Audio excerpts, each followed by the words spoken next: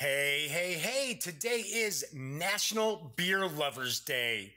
Oh, yes, it's finally a national day that I can certainly get behind. The nice frosty beer. Thankfully, I don't drink as much beer as I once did. So, anyway, maybe I will actually enjoy a nice frosty Miller Lite later on today to celebrate National Beer Lovers Day. Well, it is Friday, gang, and the Daily Dope is in the air.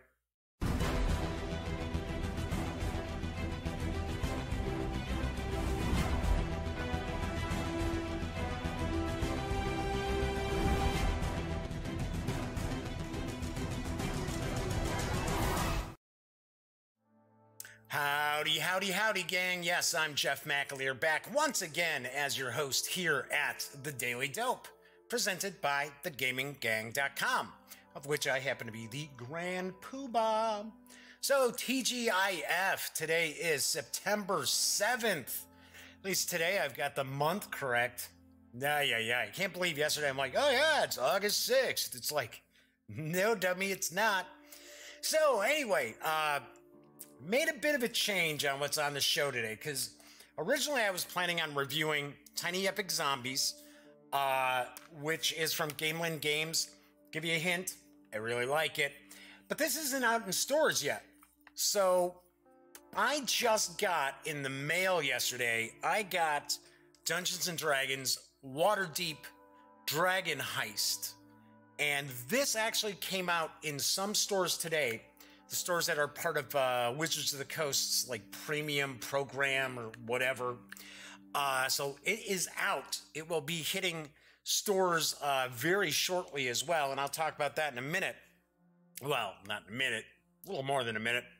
But I'm actually going to take a deep dive into this today, and I will actually push Tiny Epic Zombies back a little bit because I don't think this is hitting stores until like October. So, depending on what's going on this weekend, I might actually shoot some standalone videos. Maybe I'll do Tiny Epic Zombies, because I gotta admit, if you watch The Daily Dope, then you already know that space tends to be at a premium, and this actually does take up some space on the table. So I might actually have to move my camera equipment and that over to another area. So, don't know. I'll have to find out. Or maybe I'll use a different camera. Haha. Then I won't have to break all the stuff down here in the duct tape studios. So anyway, if you have not watched The Daily Dope before, feel free, kick back. This is very casual.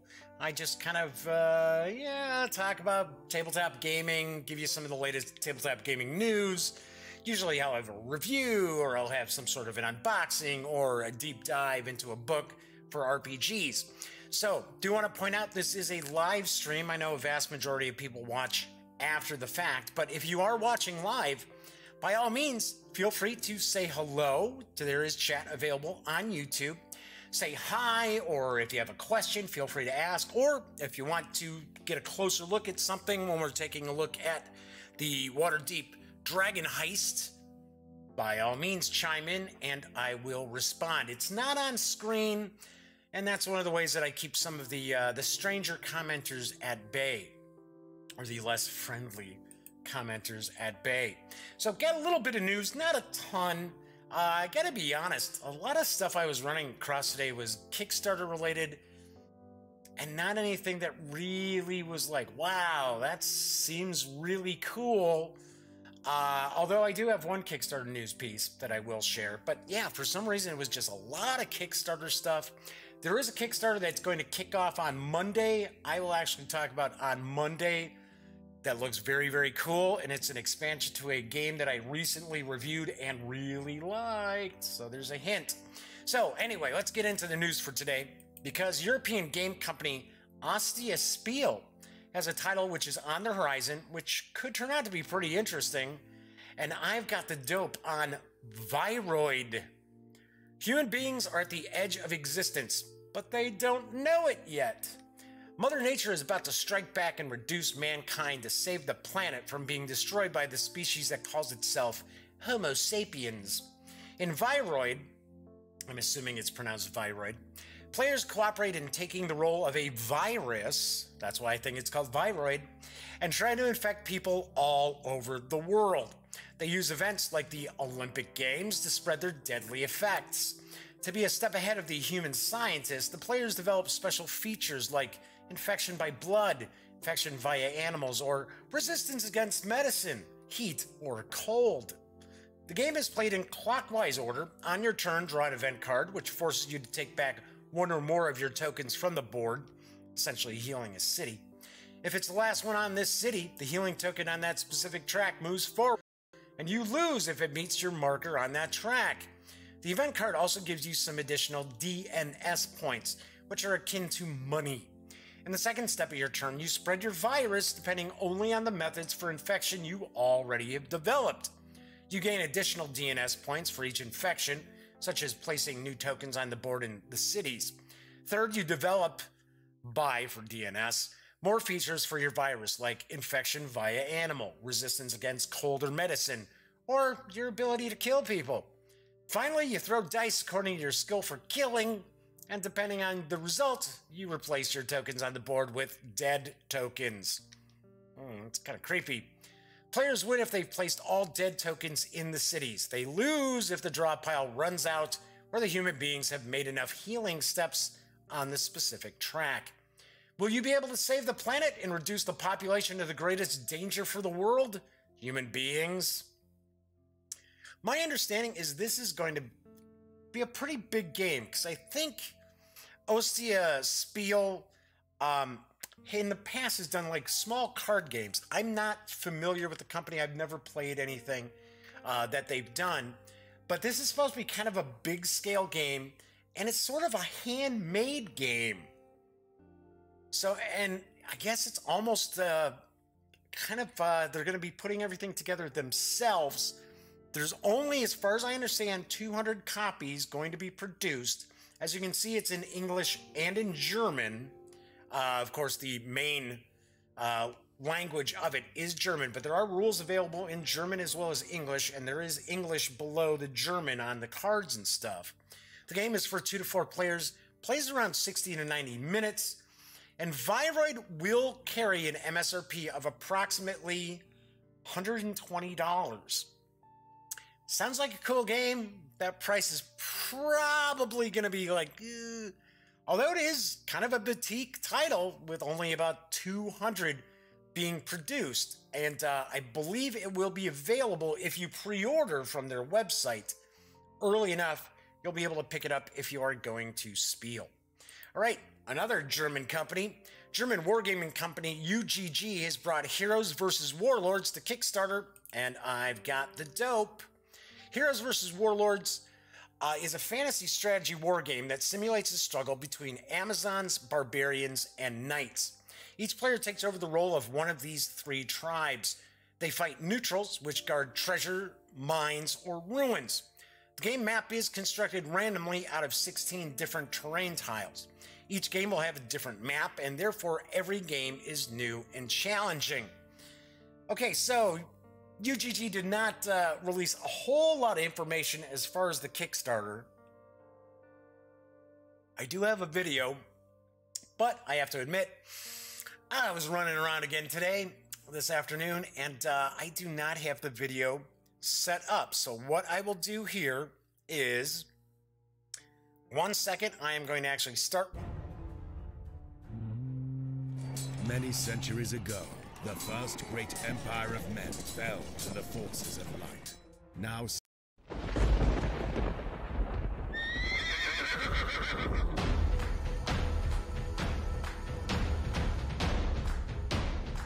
Heroes vs. Warlords is a fantasy war game for 2 or 3 players that simulates the struggle between Amazons, knights, and barbarians. Each player takes over the role of one of these 3 races. The game can be further expanded for a nearly unlimited amount of players with several upcoming expansions. Heroes vs. Warlords is about the eternal struggle for supremacy on the world of Pangea. Pangea is inhabited by tribes of clever Amazons, mighty knights, and wild, brutal barbarians.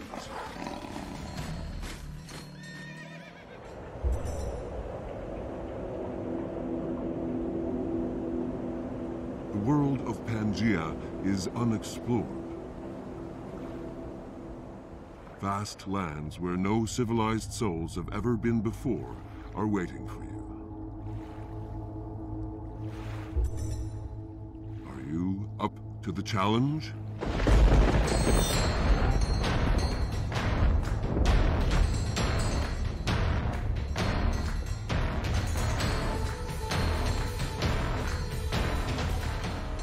Will your hero's army gain new riches for your empire and crush the enemy hordes?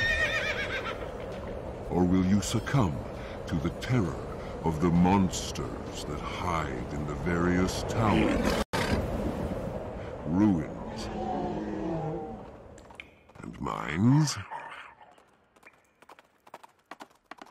The game map is constructed randomly out of 24 terrain tiles.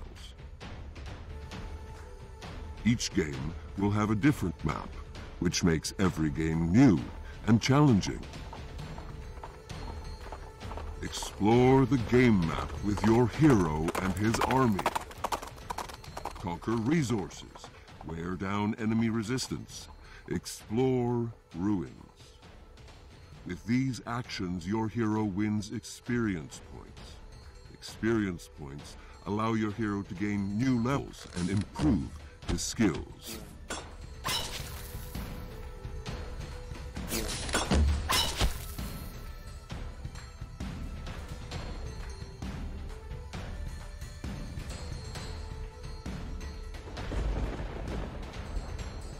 Heroes versus warlords.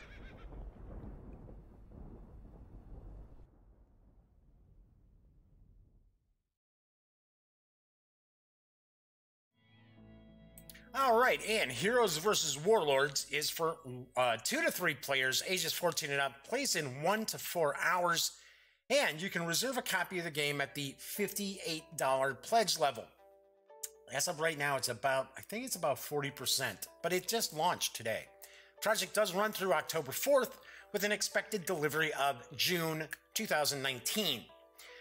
So, there may be some of you out there who watch the Daily Dope all the time, and you probably recall I did a kind of first look at Heroes versus Warlords.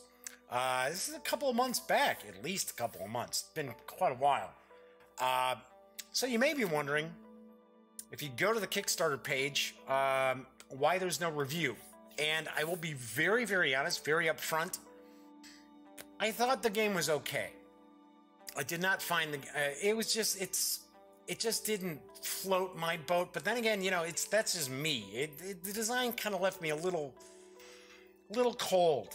Because to me, there's some things that I do like about it. I like the way the groups of hexes create a different map, a different board every time you play. I thought that was kind of cool.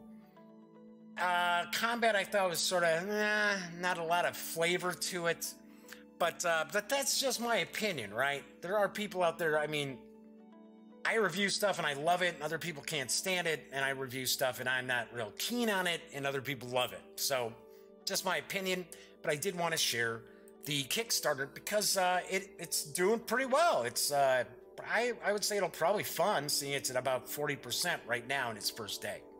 All right. Fantasy Flight Games has released the 42nd anniversary edition of Cosmic Encounter, and I've got the dope. Across the universe, countless aliens have taken to the stars, seeking to spread their influence to the far reaches of space. Some might be great diplomats, turning to negotiations to accomplish their goals. Others might be more warlike, attempting to conquer everything in their path. Still others may be ruthless, or cunning, or very, very quirky as they attempt to colonize new planets. No matter what, when these aliens cross paths, anything is possible. The cosmic age has begun. Cosmic Encounter 42nd Anniversary Edition is available now at your local retailer or online through the Fantasy Flight Games web store. For more than a generation, Cosmic Encounter has stood the test of time and become an unmitigated classic, featuring enhanced components, an additional alien species, and several improvements designed to welcome new players. Cosmic Encounter 42nd Anniversary Edition, boy, that is a mouthful, offers you the chance to experience the definitive version of this time-honored game of intergalactic colonization. In every game, you'll launch your ships through the hyperspace gate in bold bids to establish colonies on foreign planets. You'll forge alliances with other players and break them just as quickly. And you'll take advantage of your alien's unique power. Answer the call of the cosmos and enter the new cosmic age. Aliens from across the stars are meeting in momentous encounters that will determine the fate of the universe. Now you can step into the cosmos and experience this classic game of intergalactic conquest for yourself. Enter the cosmos with Cosmic Encounter 42nd Anniversary Edition. I gotta be honest, I don't know what the big deal with it being the 42nd anniversary. I just think Fantasy Flight Games wanted to release a new edition of Cosmic Encounter, because I think the last one was it 2008, 2012, somewhere around there? I know it's been quite a while. I don't know if it's been 10 years. Maybe it's about 2012.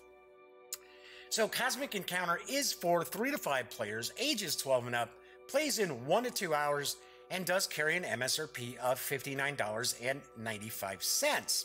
Do want to also mention there is an image kind of floating past. In fact, it's up right now, and it looks like there's kind of like a how to play, and it's just a big comic. I'm sure there's a rule book, but there's also kind of a how to play like a comic book, which I think is kind of cool. I have not played Cosmic Encounter, gosh, in 32 years, maybe 30 years. I know it's a lot different. I know these new editions are a lot different. I was always super huge theme guy. I still am. Still am a huge theme person. And the original, or at least the edition that I had played when I was probably about 19, 20 years old, yeah, it was all right.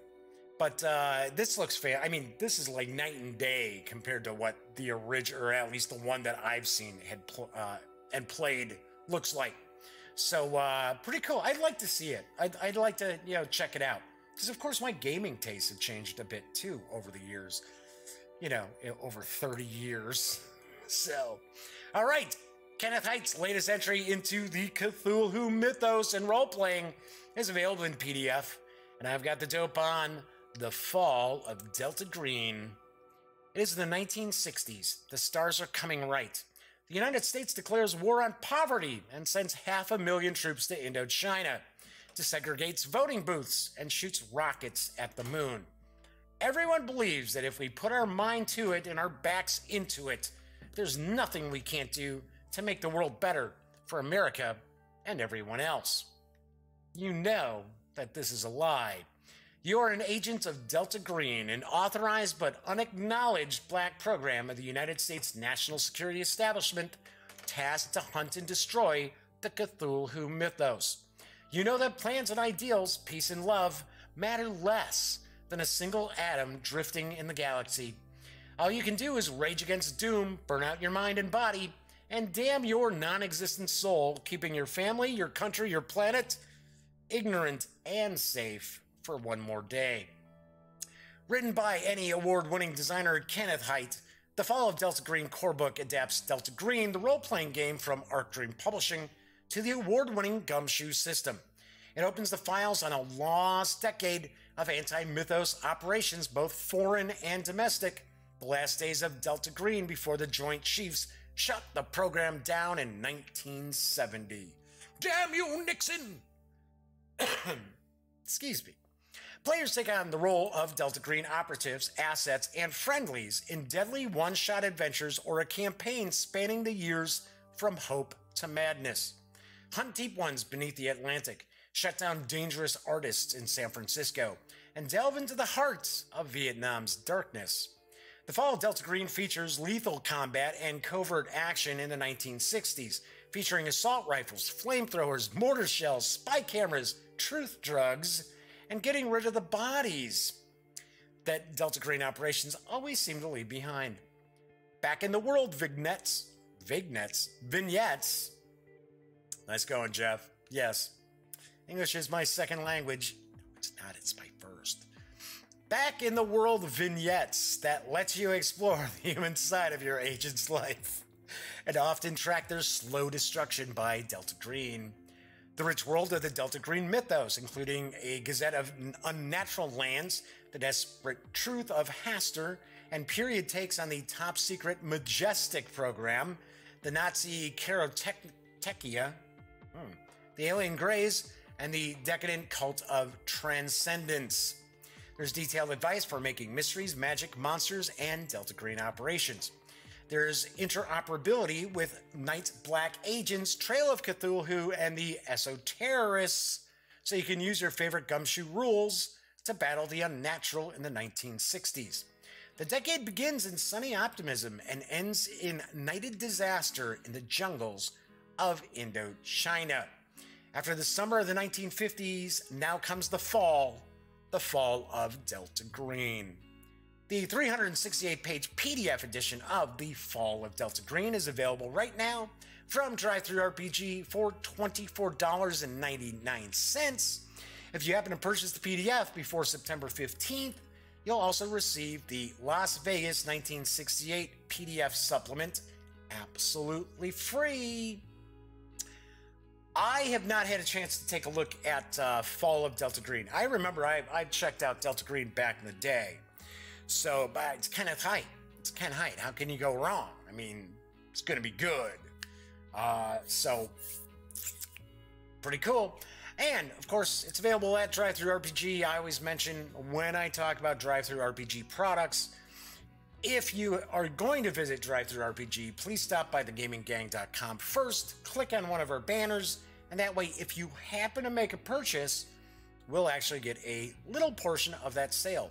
And I swear, it all adds up and really helps out. All right, so that is it for the news today. Apologize for the video. I was sitting here, I'm all ready. I didn't have as much time to prepare, which is actually, I guess it's probably a good thing that I'm not doing a review of Tiny Epic Zombies today. So I got down here, I had everything, and I'm looking at the, the time on the computer and thinking, okay, yeah, everything's good, everything's all set. I'm like, I'm forgetting something. What am I forgetting? I'm like, no, I got all the news slides. All the news slides are set up.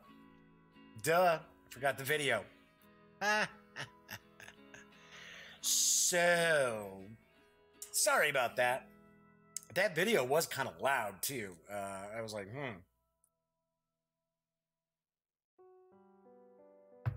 All right, still had that bronchitis. Still coughing a little bit. Not too bad. I think it's, I don't know. Bronchitis with me just hangs around and hangs around and hangs around. So, I am going to jump in. We are going to take a look at D&D Waterdeep Dragon Heist in just a couple of minutes. Just want to talk about what's coming up on the show. So, it is Friday, so no shows over the weekend. I'm not sure if I'm going to get some gaming in or not. It's not looking too promising, so I might spend my weekend playing Hollow Knight. So I love it. I love that game. I love the art style. Very, very cool. And I'm not a platforming kind of video game guy, but I'm really digging it. I'm really digging like the little story behind it. Anyway, but what I'll probably do too is get some just standalone videos. At least two. Do at least two, and I think one of them I'm going to do will be the Tiny Epic Zombies review. So that'll be just kind of standalone. So, what's cooking next week? So, first off, I've got it holding up the book. On Monday's show, can you tell, this isn't really scripted, right, folks? Except for, like, me reading the gaming news off the teleprompter. So anyway, on Monday's show, I'm going to unbox and take a first look at The Captain is Dead Lockdown from my friends over at Alderac Entertainment Group. This is the second game in the Captain is Dead series. So that is going to be Monday's show. Tuesday's show, I am going to unbox and take a first look at Fist of Dragonstones, the Tavern Edition from Stronghold Games. This is number 10 in the Great Designers series. And it's a revamp of Fist of Dragonstones, and it's set in the Dragon and Flagon setting, the fantasy setting there. On Wednesday's show, I am going to unbox and take a first look at Burning Lands from my friends over at Flying Pig Games. This is the big expansion for Armageddon War. Some strange reason yesterday I couldn't remember the title of the game. Like, what is it called? Of course, I could have looked right at the back of the box. That would have told me. I don't know. I don't know what to tell you, folks. On Thursday, I always like to talk about role-playing games on Thursdays. So I'm going to review Kids on Bikes from Hunters Entertainment and Renegade Game Studios.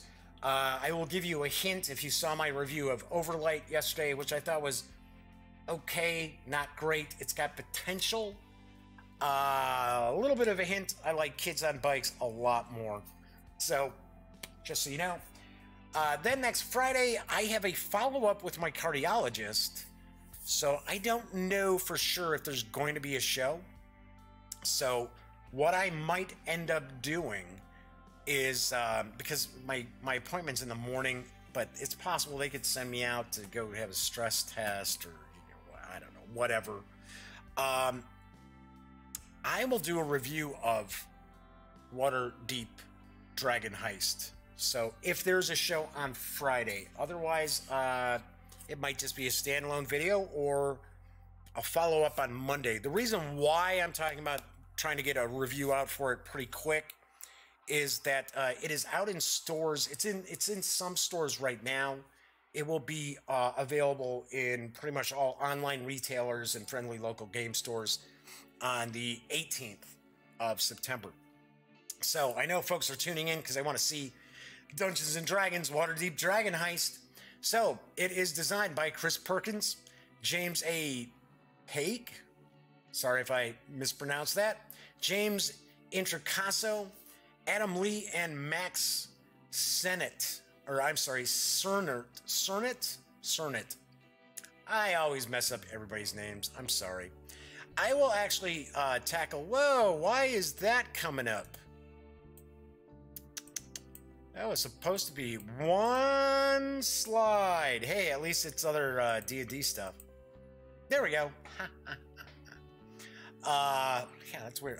But I did a real quick first look at the Endless Quest into the Jungle yesterday. Looks kind of fun. I might play around with that this weekend too. Anyway, I will tackle the art credits in just a moment for Waterdeep Dragon Heist. The 224-page hardcover is out now at friendly local game stores, which are part of the Wizards of the Coast program. It's a special program that they've got. They tend to get like the Magic the Gathering stuff, the D&D stuff ahead of time. Usually about a week and a half, sometimes ahead of other stores. It will, of course, be available pretty much everywhere on September 18th, and it does carry an MSRP of $49.99. So let's swing on over to the other camera. So the first thing I'm going to mention here is I've been looking forward to this. I think 5th edition D&D, I really like it. I really enjoy it. Is it a perfect system? No. It's not a perfect fantasy system. But then again, I have yet to ever run across a perfect role-playing game. Ever. And there are some that are really, really good. I mean, you know, if you watch the show, you know I have run Call of Cthulhu for decades. That is not a perfect system either. It's a good system. I really like the system, but it's not as if it's, you know, completely pristine. There are things that I pack, or I like to say kit bash, as far as my role-playing games. It's just how I am. D&D's no exception. Call of Cthulhu's no exception. So I've really been looking forward to checking this out because the adventures have really, in my opinion, really improved over the past few years from Wizards of the Coast. You know, they were kind of ticked at me, I guess, maybe, I don't know. I didn't receive some stuff for a while because I thought like the first like Horde of the Dragon Queen, I thought it was lame. I did not think that was a very good adventure. And then the follow-up to it, the second part of it, I thought, yeah, it was like, really? This is like the first thing, you know, out of the box? You know, it's like you've just released the new 5th edition and this is the best you could come up with? I was like, gosh. But you know what? Things have gotten way better. I think Tomb of Annihilation is fantastic. I think that's an awesome adventure. And it's jam-packed with goodness. It's not something you're just going to run for, you know, a couple of nights. So, I got to admit, though, I'm surprised that the MSRP on this is $49.99. Haven't they normally been about $39.99, or am I just losing my mind here? I don't know. Maybe I'm wrong. Now, I'm not necessarily saying that it's not going to be worth $50, okay? And one of the things that I explain to people, because sometimes, you know, we're talking about like board games, things like that, role-playing games, the investment, right? So let's say you're thinking about getting into Dungeons and Dragons 5th edition. You got to get the 3 core books. So you're probably looking at, your investment's about $120. Unless you pick up like the beginner box, right? And people go, ooh, or, you know, I'll talk about a board game and I'll say, oh, well, the board game's $60 and people are like, ooh. I look at it this way. Think about all the hours of enjoyment you're going to get out of that.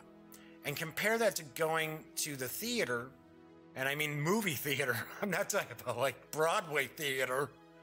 Going to a movie theater to see a first-run movie. Maybe it's 2.5 hours long. If you're going to see, you know, like an art house picture, it might be 3. But you're easily going to spend $20 a pop, unless you go to like, you know, an early show or something like that. But you're still going to spend $15 once you have a popcorn and some soda. So you figure if you have, you know, you and 3 friends go to the movies and it's, you know, just regular first run, that's $80 right there. And that's, you know, for what, 2.5 hours? So I know there's a lot of people talk about how people are getting priced out of the hobby and things like that. And I do agree, especially with board games. Role-playing games, not so much, because I was talking about Ken Hite and his The Fall of Delta Green. I had the opportunity to actually have pizza with Ken and John Zinser from AEG. This is a few years ago. Elliot Miller, my best friend, voiceofe.com, but at the time he was part of the gaming gang. We actually sat down and we had pizza with Ken and John. And Ken was talking about how, you know, you want to make money in gaming, you don't necessarily write role-playing games. Now, it's one thing when you've got Paizo and Wizards of the Coast, but when you have smaller publishers in that, you figure you sell a book for $30, this big core book's got a lot of stuff in it. Yeah, nobody has to buy anything else ever again for that, right? You just gave them all that material, and then they just use their imagination. That's one of the reasons why I love role-playing games. So, so when people are like, oh, wow, that's a pretty pricey buy-in to get into role-playing games, it really isn't when you think about all the hours and hours of entertainment and just a great camaraderie you'll have with your friends playing role-playing games. I know, I'm rambling on. Yep, if this is your first time watching, that's what I do. I kind of ramble on a little bit. But let's jump into Dungeons Dragons Waterdeep Dragon Heist. I actually cracked this open and read a little bit of this last night. So I have not gotten too far in it. It's kind of funny because I was kind of thinking to myself, oh, wow, hey, I wonder if it's sort of like an Ocean's 11 meets like Dungeons and Dragons sort of thing. I don't know if it is or not yet because I really haven't gotten into the meat of everything. All right, so I did want to give some illustration credit here. I'm not going to read through everybody, but let's just show off those artist credits right there, because a lot of times these people don't get as much acknowledgement as they really deserve, because especially with role-playing games, I find with role-playing game books that the artwork and things like that really get my juices flowing, really inspire me in various different ways. All right, so we've got the contents. There's artwork throughout. One thing I do want to point out that I do like, I'm just trying to make sure that it's not, looks like we're not getting too much glare. The paper is usually kind of mattish with the Dungeons and Dragons books. But I was going to say, I don't know what I was going to say. That's okay. All right, whatever. So we got I was going to say, there's plenty of artwork throughout. But one thing I have noticed that Wizards of the Coast got away from is, which in previous editions they kind of did, is they would just like have so much artwork. They would just load the books up with artwork, and people were like, "No, I'm not getting that much gaming material." That's really not the case anymore. So we've got a pronunciation guide, we got the introduction, kind of the story overview. What's basically going on now, this is designed for adventurers level 1. So first level adventurers.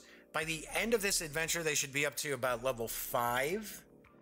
And then the follow-up, isn't it the Dungeon of the Mad Mage? Is supposed to like take players from like 6th level to 20th. So that sounds really cool. That's on the horizon. I think that comes out in November, if I remember correctly. So really the premise of this is there's this haul of gold. It's like 500,000 gold coins that have been embezzled by Lord Neverember when he was actually in charge of Waterdeep before he went off to Neverwinter. And yeah, I won't go through all the details of what I've read so far, because I don't want to spoil a bunch of stuff. I want people to enjoy checking out the book. And of course, as a player, if you're hoping that your dungeon master is going to buy this so you can play it, hey, thanks for stopping by, but you should probably turn this off. You should probably not watch this. Granted, it's not a review. I have not read through much of this yet, but we are going to see some spoilers as we flip on through. So, but it's kind of the player characters are caught between these two kind of criminal organizations in Waterdeep. One of them is Xanathar the Beholder. And so anyway, because everybody's trying to get this gold. And so, and the gold coins are called dragons. That's where the dragon heist kind of comes in. But hint, hint, and it's mentioned right in the first few pages, there's also a dragon involved. So it's a dragon heist in more than one way. So we've got the adventure structure. Kind of cool. We get a flow chart here. We get a little bit of a flow chart. There are 4 potential big baddies, major villains in the game. The game master, or I should say, sorry, dungeon master gets to choose who's the big bad. Strangely enough, and I'm not sure why this was kind of included in it, is depending on the villain you choose is what season the adventure is going to start off in. So if it's one of the villains, it's springtime. If it's a different villain, it's summer, and so forth. And I'm kind of like, that's a little strange. I don't know. I have not gotten far enough to understand, well, maybe there's a reasoning behind that. It is kind of cool, though, that it's pretty much set up where even if the dungeon master chooses, like, oh, okay, Xanathar is going to be the big bad, you can change mid-adventure, mid-campaign, really, and say, okay, now it's not going to be Xanathar, it's going to be somebody else. So I thought that was kind of cool. Also, that's kind of cool that the players are brought in by Volo, and they're at the Yawning Portal Tavern is where things start off. I was talking about a little bit of character creation, character advancement, the different factions. I thought this was kind of strange. The Inn of the Yawning Portal. It says it attracts adventurers from every corner of the Forgotten Realms and D&D multiverse. Not sure who the numbered character is. Go look him up back here. I don't know. I thought that kind of threw me off a little bit because it just, if you take a look at the artwork, and I'll even hold it up, a little closer look here. It's just like real cartoonish. And I was like, I'm not sure why they tossed that in there. I mean, yeah, it's kind of fun, but I don't know, kind of weird. All right, so they talk about the Yawning Portal here.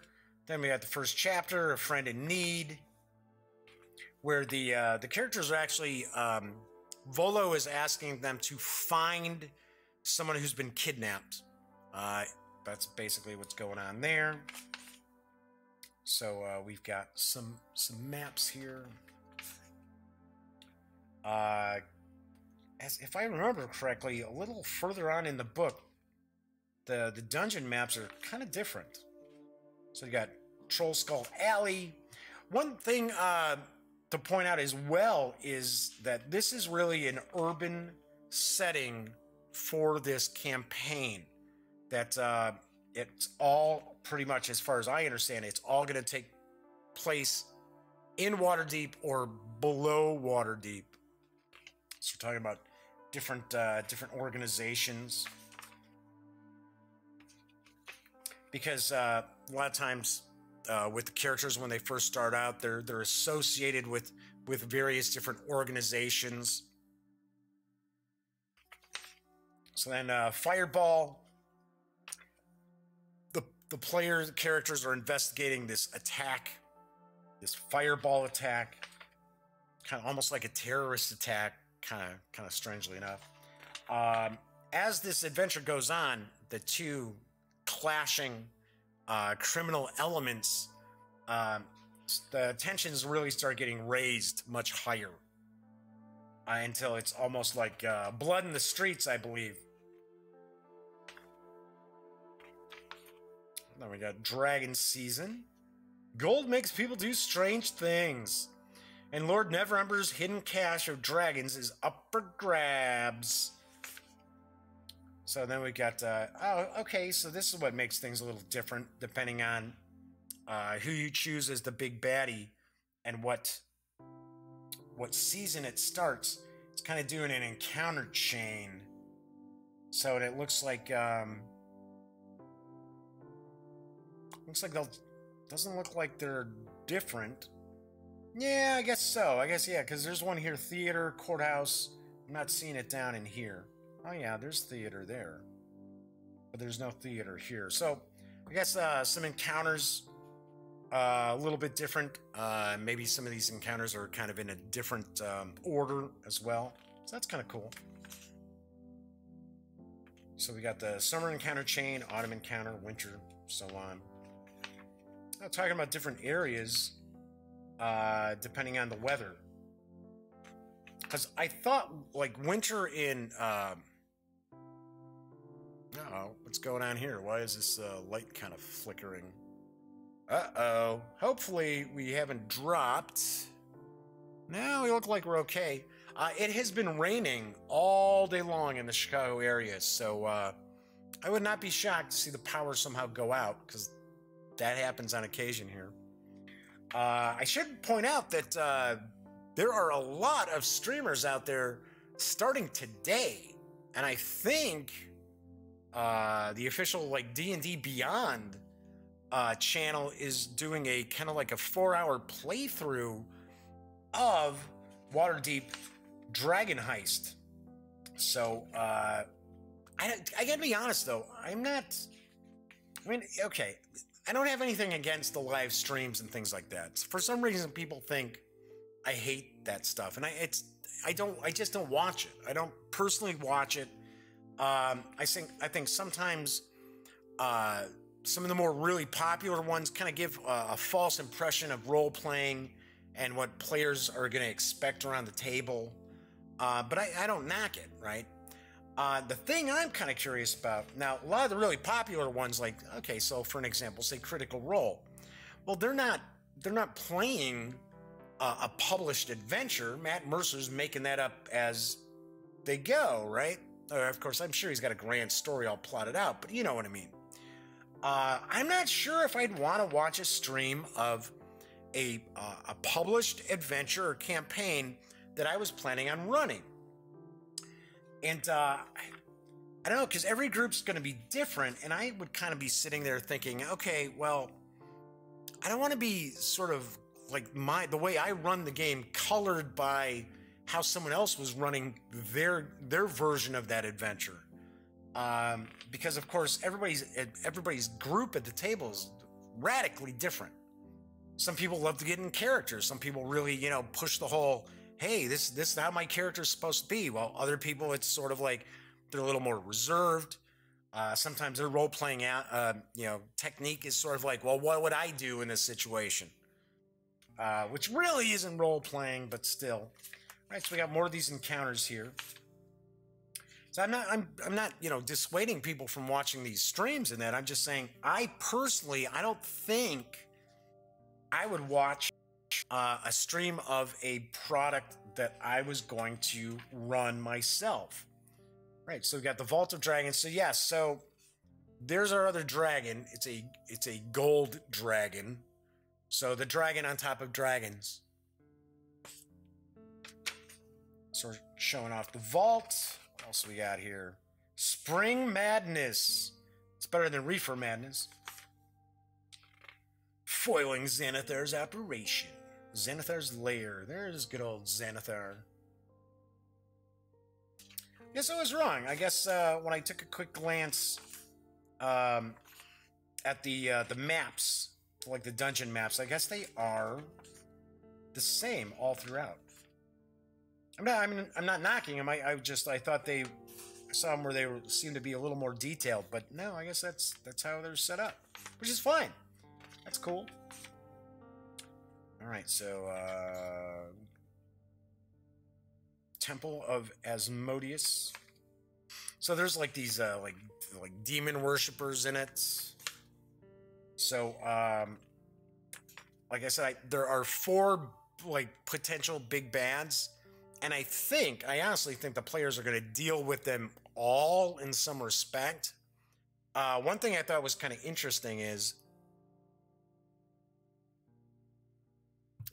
this is not necessarily an adventure where the criminal elements want the player characters dead. They may just necessarily want to prevent them from getting the gold or ruining their reputations and things like that. All right, cool. So we got a ship. There we go. Oh, yeah, I was going to say there's also... I hate trying to pronounce different things, but Jarl Axel, who is like this drow villain, he's in charge of the other criminal element, where you have Xanathar's one criminal element. Well, this other drow is in charge of the other one. He's the leader of that, and there's like a submarine under his ship. So right there, I believe that's showing off the submarine. So that's kind of interesting. Submarine in D&D. Okay. Of course, I'm sure it's like, you know, more fantasy than anything else. Now here we've got Winter Wizardry. It's like a wizard tower. Quite a lot going on in here.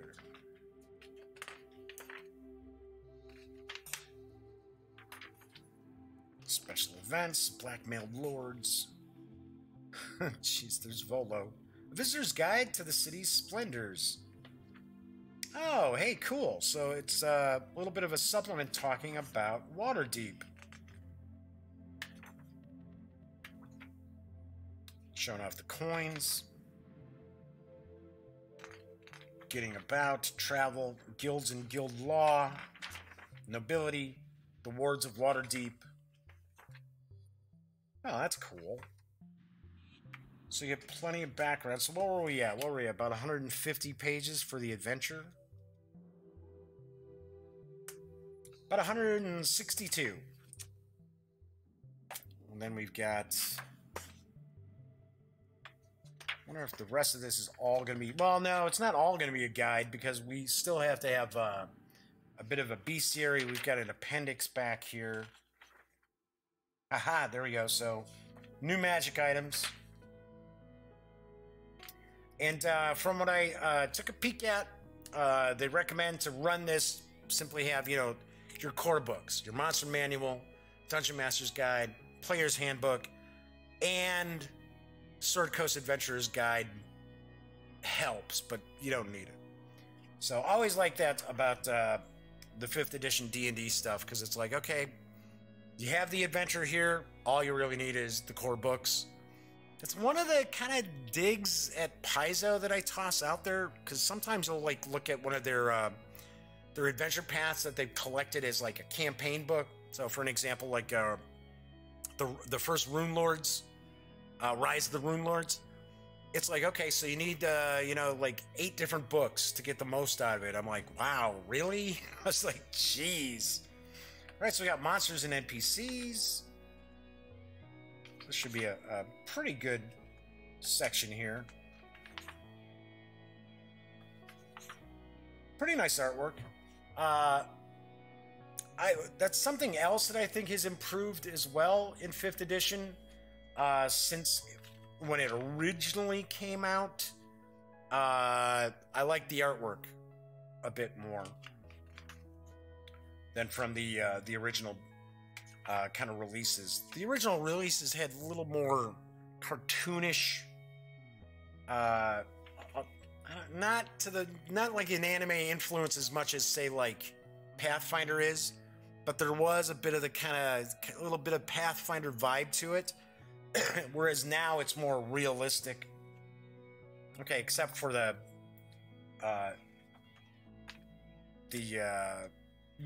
what is it? The yawning portal. Yeah, yawning portal. Okay, so yeah, that's not realistic artwork. Okay, I get that. But here, you know, for an example, this character down here, I like it. All right. Quite a lot of new monsters, quite a few NPCs. Walking statues of Waterdeep. There we go. Got, there's Volo's stats right there. Okay. All right, and handouts. Friendly faces. The legal code. So, hey, so to help try to keep the player characters out of trouble. Trollskull Manor and Tavern. Oh yeah, that's right. Because if the player characters, which I assume they're going to, if the player characters help Volo out, he actually gives him property in Waterdeep. So that's kind of cool. So they kind of have their own little base of operations, which I think is kind of cool. So, all right, and then we have the map. Got the big map in the back. This is two-sided, and the map is going to have one side for the players, and then the other side is marked for the Dungeon Master with highlights of locations, things like that. Okay, so that is what we find when we take a deep dive into Waterdeep Dragon Heist for Dungeons and Dragons. From Wizards of the Coast. And as I mentioned, this is out in stores. It came out in stores today. If the stores are part of the premier level for Wizards of the Coast, then they will have it. Otherwise, it hits online retailers and other friendly local game stores on the 18th. So, and it does carry an MSRP of $49.99. I am actually going to do a review of it. I'll have a review ready for it next week because I have read a little bit of it. So I will have a review either Friday or it'll be a standalone video that I'll release on Saturday or Sunday because of like I said, the appointment with the cardiologist. I don't know what's going to happen for a Friday show. All right, so that is it for today's show. As always, if you're not watching videos on the Gaming Gang channel, be sure to visit thegaminggang.com for all the latest in gaming news, reviews, comics, movies, TV. Come on, you know the drill by now. Get your geek on at thegaminggang.com. I'm Jeff McAleer. Here's hoping you have a wonderful Friday. Enjoy the weekend. Have a very safe weekend. And as always, thank you very much for watching.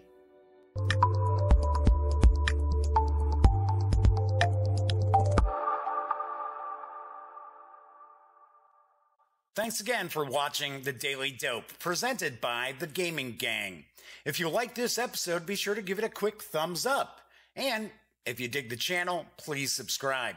If you'd like to check out our previous episode, click right here. And if you want to check out a somewhat randomly selected episode, give a click right down here. It'll be like opening a box of Cracker Jacks. You just don't know what you'll get. Once again, thanks for watching, and I'm Jeff McAleer.